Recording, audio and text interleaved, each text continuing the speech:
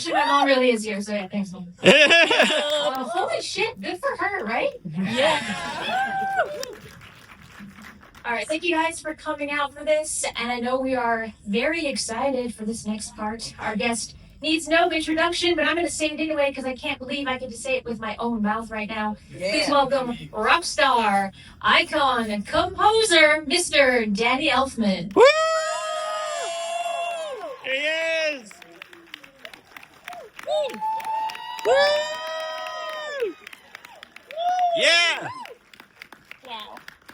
Woo! This is a very tall chair, so just catch me if I fall over, okay? Okay. No worries. Thank you so much for being here with us My today. pleasure. If you could tell, we're very, very excited, right? Woo!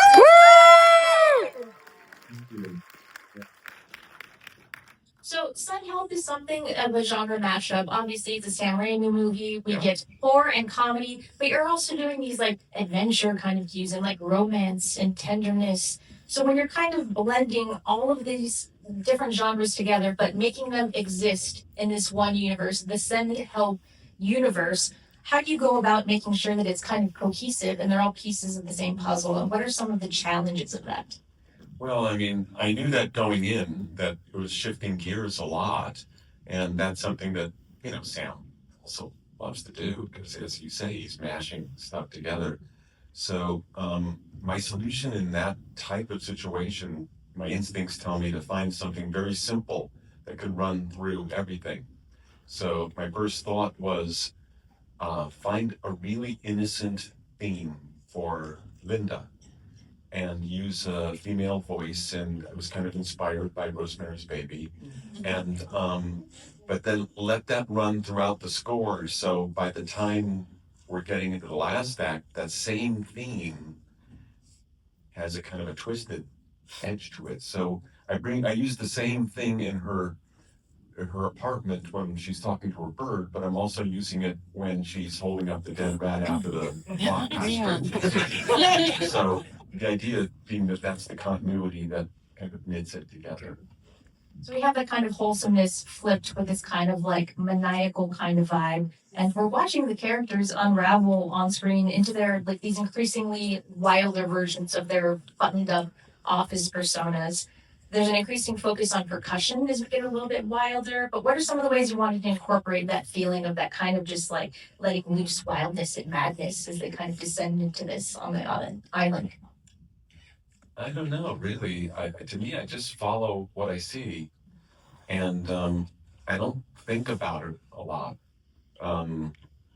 Usually just what I see tells me what to do, and I just follow. I've always said that composing for film is kind of like being a really good, if you're good at it, you're a good close dancer, where you can follow somebody else's move. Sometimes a really good dancer could dance with somebody else that they don't know the moves, but they could follow really close. They could follow their partner, let the partner lead. Or when you're the composer, your director is leading the dance, and your job is just to be really adept at following. That's just what I do. Just dancing. I love that analogy. It's dance music for kids who can't dance, right? You've worked with Sam Raimi multiple times, obviously. We have Darkman, Army of Darkness, Doctor Strange. Woo! Yeah. Spider-Man. Spider-Man. How collaborative are the two of you when you're working on a score for a Raimi movie? We're very collaborative. Every director is different. Some directors, like Tim Burton, for example, doesn't really like to talk about the movies a lot. He likes to put it out there, and he'll just tell me a little bit about how he feels about certain scenes. And some directors would be the other extreme, would be Sam Raimi. He likes to really talk, get into it till finds by. I'm following you here. And no, seriously though. But he likes to really kind of describe in his mind what the character's thinking, what they're doing, what's all this stuff. And so it gets, and there's a lot of goofing around when I'm working with Sam, inevitably. Shocking. Yeah. And so it's it's really fun because, actually occasionally, we really have to kind of work to get down to work because there's so much goofing around, especially when editor Bob Morawski is there. Then it's really like the Three Stooges. At a certain point, I remember there were a couple of times where they were there for playthroughs of music, and my assistant came in, we'd already been in there for like almost an hour. Have you played anything yet? No. It's time. And it's like, oh yeah, okay. These We gotta three, do some work here. who's the one that then says like, okay, guys, let's get serious, let's get down to it? Usually it's me because Sam will just like want to kind of talk and go on and on. I mean, I do too, but at a certain point I'm looking at the clock and I'm like, oh wait a minute, we only have this much time left, so I have to be like responsible. Well, How early in the production process did you come on to this, and what's your ideal scenario for that? Do you like to read a script and start getting ideas? Do you wait to see a finished scene on a screen? I mean, I'm used to both extremes. When sometimes like with Send Help, the director brings me in way before shooting starts. I read the script. There were 2 pieces of music he needed while they were shooting, so he needed to start me early for these few things. And then other times I come into a movie and literally I walk in and there's an almost completely finished film, and I just like got to hit the ground running. So when you're a composer, especially if you've done over 100 scores, you've done every version of that in between. So I mean, I've had movies where I've come in and been told I have to rescore, redo like the entire film in 4 weeks, 3.5 weeks.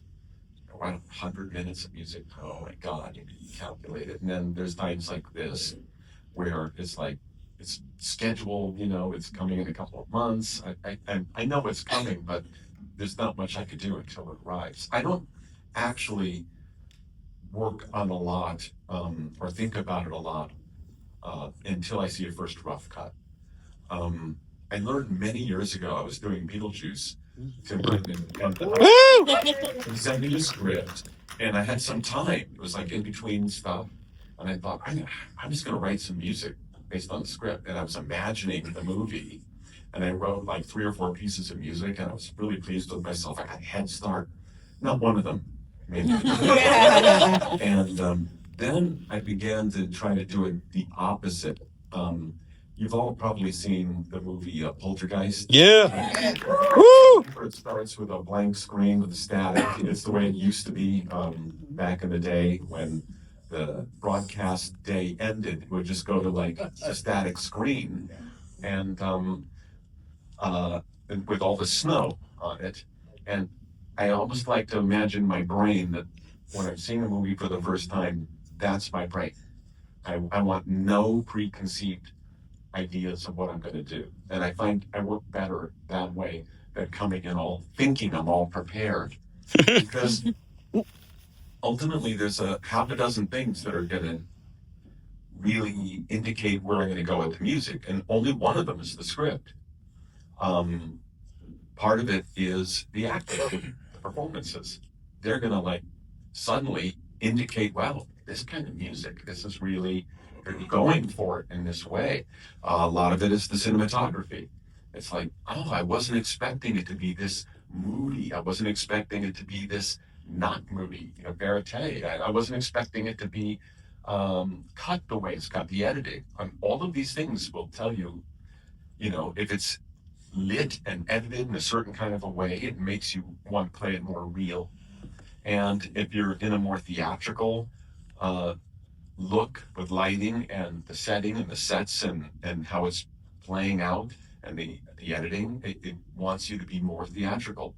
Okay, I'm going to really let it get romantic or strange, but let it be big because it's theater. It's really big theatrical. So, the 2 movies I did back to back were Gus Van Sant's Dead Man Wired. Sounds, and they were about its opposite just make it be. You know, it's like Gus's movie. There's like no kind of theatrical romanticism at all. It's just like sounds. You know, we spend most of our time just finding sounds that felt right, like a synth sound, a weird harp effect that I was able to get a player to play that he liked, and I manipulated it. I was manipulating sounds electronically.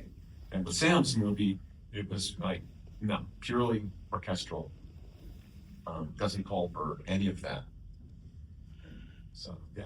Do you have a preferred method, or do you just like both? It just depends on what the project is. No, I like both. And then even going the next step, much more theatrical, is the movie that's opening next week called Dracula, a love story of Luc Besson. Woo! So Luc's movie is very romantic, very theatrical. It's just pure theatricality and goes just all the way in one extreme. Gus's movie is like very raw, manipulated electronic sounds, except for the very last cue at the end of the movie, which is an Irish harp. And Sam's movie's right in the middle. Part of it is electronic and it's kind of horror, and part of it gets very adventure. And you know, Sam is very much a fan of classic movies, and so he likes classic movie scores. And there's a kind of a certain thing I go, okay, they're marching up the that path up the mountain. You know, it's like I'm gonna play this like it's King Kong or something. You know, it's like have fun with it because that's the kind of thing Sam will allow. His movies will allow that type of theatricality. It is very grand as they're hiking up and you're seeing this view, and the music is just like. Well, and it's very much paying homage to classic scores and moments like that. You know, but in particularly like these kind of adventure moments, I'm tapping right back to the 40s or 50s. You know, like that period of kind of scoring that I know Sam's a fan of, and I am too.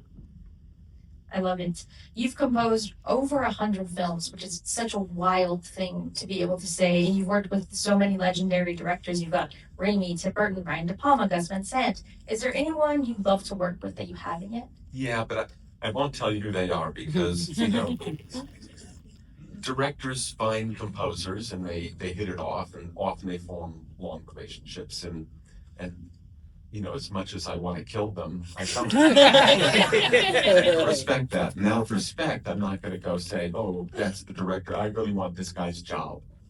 You know, Just send no, me I the hit really list. do want this guy's job. I'll tell you who it is.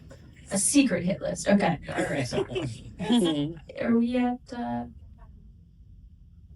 what time for audience questions? Yes? Not yet. Not yet. Just kidding. Sorry, guys. I see you. We'll get to it. Promise. Not yet. All right. You've sort of lived these multiple lifetimes, these multiple incarnations of Danny Elfman, which is one of the coolest things about your career. You've given life to all of these incredible creations. I think I speak for everyone in this room when I say you're one of the biggest creative influences for so many people, which not many people. Woo! You won't give us your hit list of composers, but what else are you itching to do in the future? What's on your bucket list, like career-wise or life-wise? I've done so many things, you know. Unfortunately, even though I feel like a vampire, and I look like a vampire, I'm not, which means that, you know, I don't get that one little special thing called eternity to get everything on my bucket list, which I kind of almost need to do. But there's just so many things. You know, I've been very lucky in my career being able to like branch out from rock and roll into film music, and from film music into classical music. Woo! And so this year, you know, alone, you know, I'm working on kind of a musical project. I'm working on I have a trumpet concerto for the Montreal Symphony that I have to write.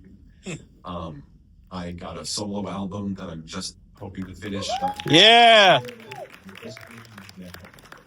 And then a couple things which I can't even mention because they're top secret. Ooh. But I feel really lucky that I realized there was a point where I flew to Vienna and I came out on stage to take a bow for the cello concerto I wrote for a wonderful French cellist named Gautier Capuçon, and 10 days later, I was walking onto a stage at Coachella with an electric guitar, and I said, I like this. Yeah. One respectable, the other anything but respectable. Neither one of them are friends. They don't like each other, but I get to beat both of them and keep them from killing themselves, which of course would kill me. There are two wolves inside you, and we love both of them. Thank you.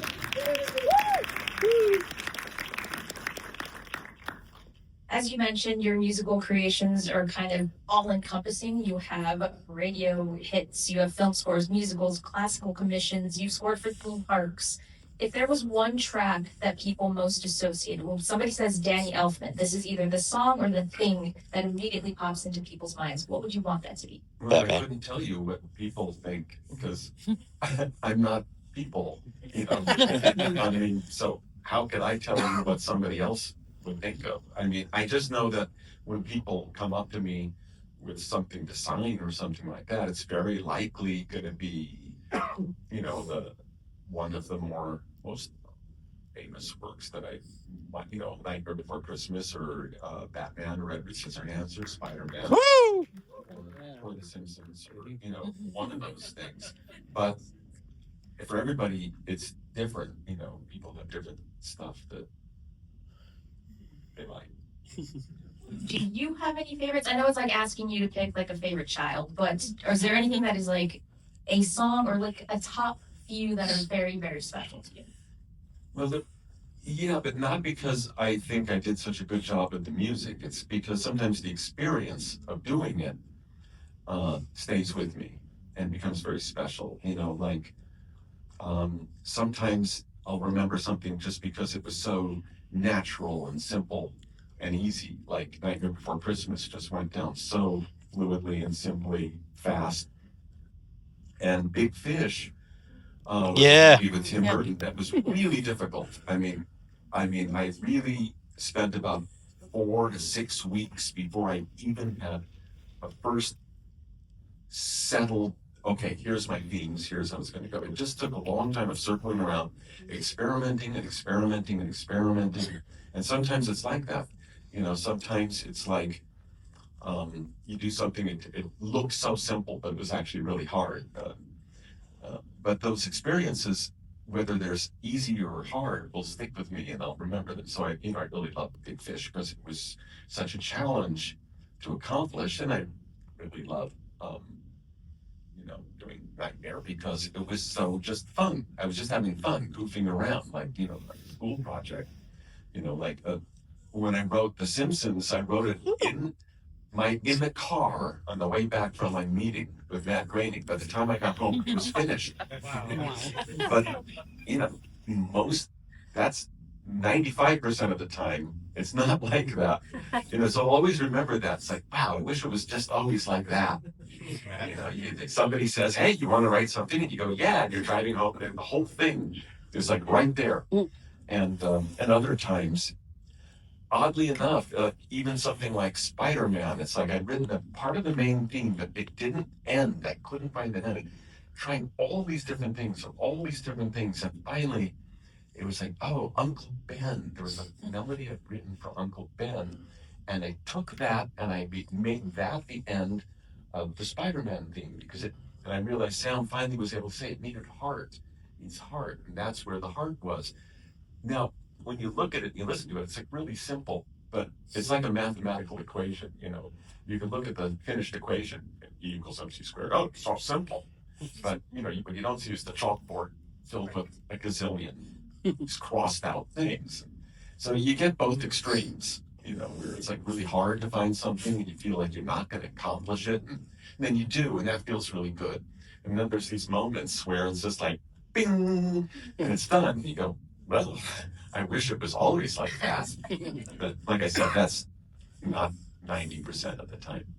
Is it a little bit weird that one of those ding moments ended up being the theme song for one of the longest running television series in history? Well, I mean, that one was because I didn't think anybody would see it. You know, when they showed it to me, it seemed like such a weird thing. I go, this won't even run one season. But I really liked Meth Raining, and I decided it would be fun to do. And I'd already written it in my head, so it's like, why not? I literally went down to my studio, had an 8-track tape player. I did a demo for Matt.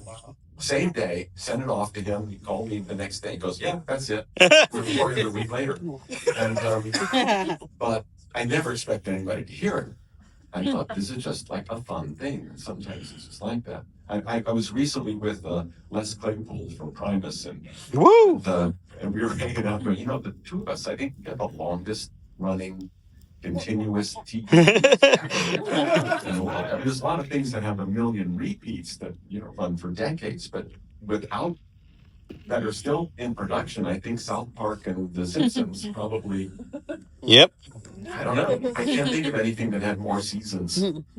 I'm sure there is, but they're up there though. If it's not the number one, they're in the longest running of all. It's still amazing to me that they're still making Simpsons and South Park. Well, they got really good. Thank Your music has spoken to so many people. I touched upon it a bit, but Oingo Boingo was coined as like the dance music. Woo!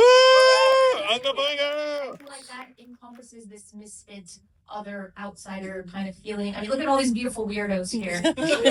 Your work, I think, has brought a lot of those weirdos and outsiders and misfits together, and that's a really special thing. So thank you for Well, that. that's what I live for, is weirdos and outsiders. Woo! Weirdos! Oingo Boingo was despised by rock critics, and I loved that. But when I started as a film composer, the first 10 years of writing, nobody in my industry thought I wrote a note of my music. They were convinced that I had like a hidden slave for slaves in the basement writing, and they were going to fight them. And it took a decade, and they hated me. And I realized I loved that. That was the best thing that could have happened to me. Because everything I did was, I'll show those motherfuckers. Here's one for the geeks, here's one for the nerds, here's one for the weirdos, and these guys who were like, well, you didn't go to music school, so you couldn't have done that. We don't acknowledge you. It's like, yeah, well, fuck you. You're going to be fired next year. Yeah! It's always been the weirdos and the outsiders, because that's been my whole life, and that's the only thing that makes life worth living. Fuck yeah. Woo! And speaking of weirdos and outsiders, let's go to some audience questions. It's really hard for me to see up there. I see one like right in front of me here. Yeah, you that just turned around. Yes, point here. So yeah, you. Oh yeah, sorry. When if you could stand up and then we'll bring a mic around to you. Or you can just Hi. scream. Woo! Scream it. Well, thank you so much for being here. I know we all really appreciate it. Oh, yeah. So in this movie, Send Help, there's a really strong duo, male-female duo, and their relationship, their bond is really strong. And I know you've worked on so many other movies where that is such a recurring theme, right? That given, push and pull. Are there any other duos from other projects that you've worked on that you had in mind while writing for Send Help? I mean, there wasn't any I was thinking about. What I really loved about the duo and Send Help is by the time they start battling it out at the end, they're really equally matched. Usually it's a situation where the guy is clearly physically got the advantage over the female, and she'll have to find some clever, smart way to find something to fight back to compensate for the less physical strength. And with these two, you feel like, nah.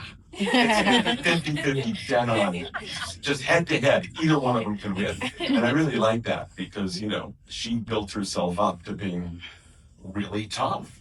And so when they're going at it, you don't get any sense of like he's got the advantage. And I thought that was really cool. Awesome. Thank you so much. I was mostly scared for him, honestly. Okay, right in front here. Hi. Sorry. First of all, it was great. It was She's bringing you a unbelievable. microphone. Oh. One second, sorry. Okay. Hi. Thank you for being here. This is so much fun. I'm going to ask a two-part question. One is, may I get a picture with you after you're done with the interview, please? And then the other is, how did the SNL thing come up this past week when you did that? How did that all How come did up? what come up? SNL, when you did the SNL. Oh, I That mean, was great. literally, that was just out of the blue. I worked with Rocky last year on his album, which I'm Woo! thinking, well, that's never going to come out. But then just about 3 weeks ago, he called and he said, I really need you to do 3 arrangements. I'm doing this concert for Amazon, and I'd like you to come out and conduct it. I go, I don't conduct. Oh, you'll be fine. When do you need these arrangements? By tomorrow. We're recording it next week. And it's like, that's Rocky. And, oh, by the way, while you're out there, can you be the Rocky punk band again? Because I'd already shot the video with him the month earlier. And I go, really? You want me to play the drums again? And he goes, yeah. I go, okay, sure. So it was, 4, 5, 6 weeks ago, I never would have guessed that I would have been doing either of those things. But I really love Rocky. And so when Rocky calls and wants to do something crazy, I'm always game for something like crazy and nutty. He's such a good, creative, interesting person. For me, it's like, getting to work with people like that in my life is just a pleasure. So if they call and want some impossible, insane thing, I'll just go, okay. Right here, back row. You make the impossible possible, though. You make it look easy. Thanks. Hi. Well, firstly, just because I probably won't ever get this chance again, thank you. You are my lifelong hero. So thank you for everything that you've done. You are such an inspiration to so many of us in this room.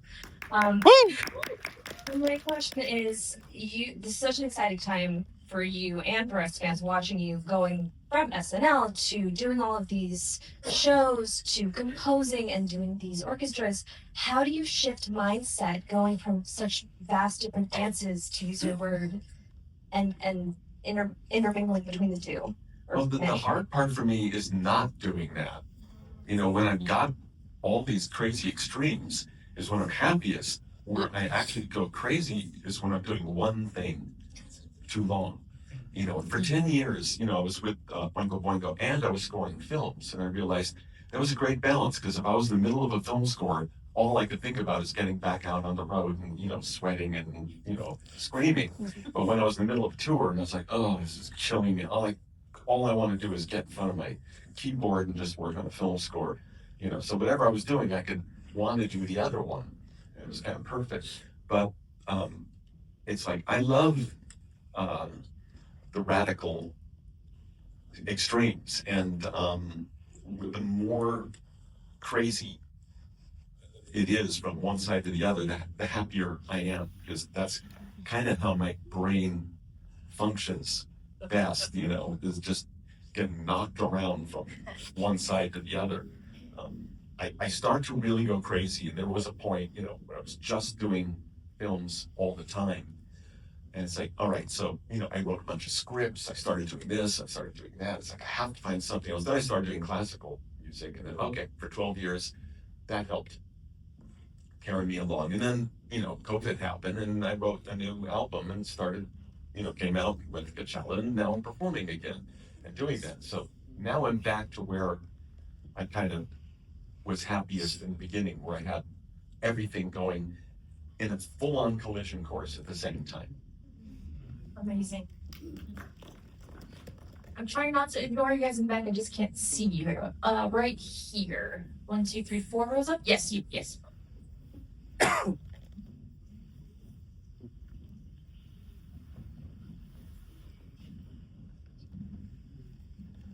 Hello. Hi. I'm very sorry for how this is going to be phrased. Where are you? I'm right in front of you. Direct. So we can Oh, yeah, find I you. see you. Okay. Hello. Hi.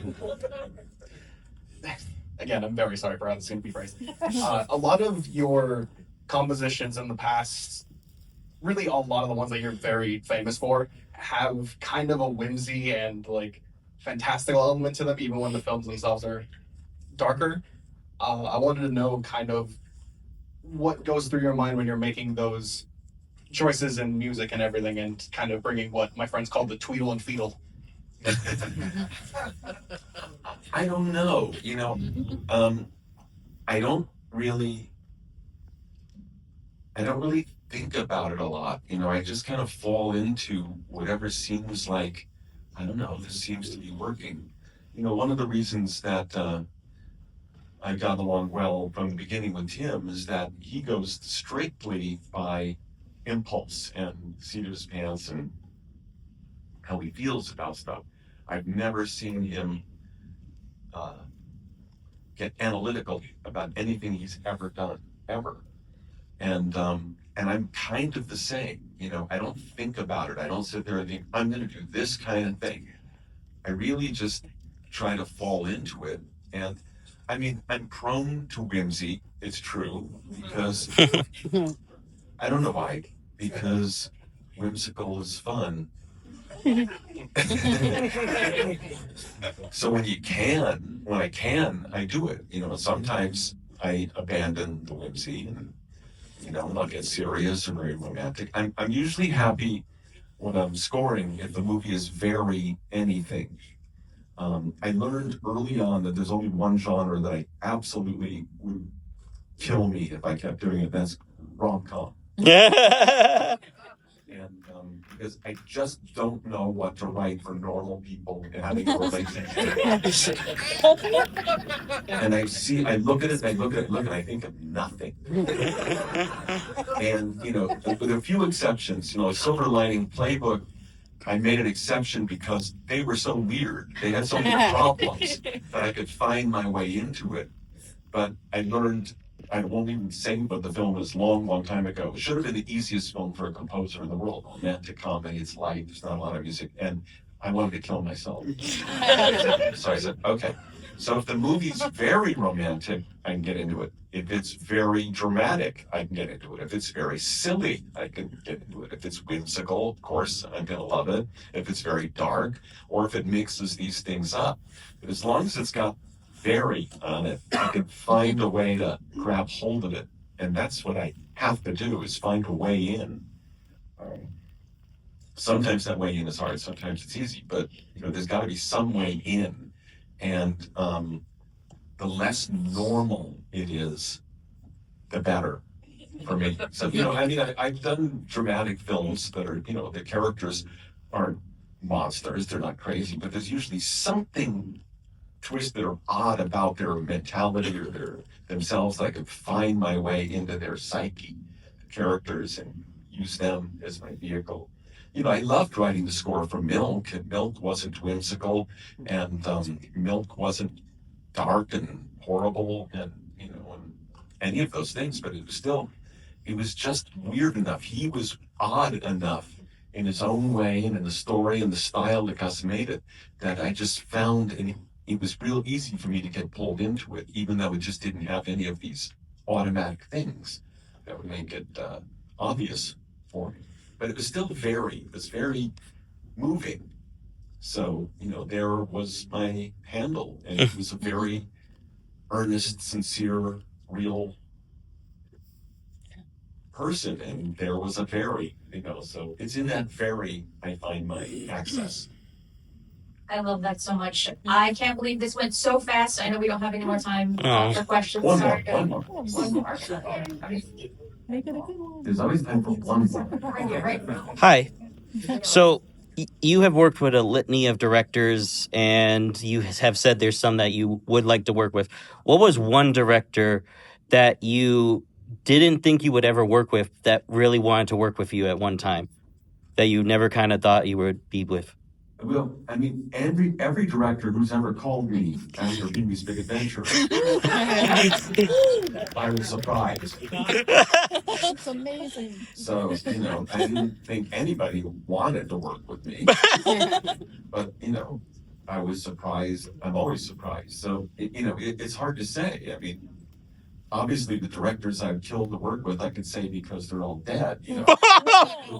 Alfred Hitchcock, Stanley Kubrick, Howard Hawks. The list is endless of God, would I kill to work, any of these people, or, they were alive. The ones that are living, fuck you. You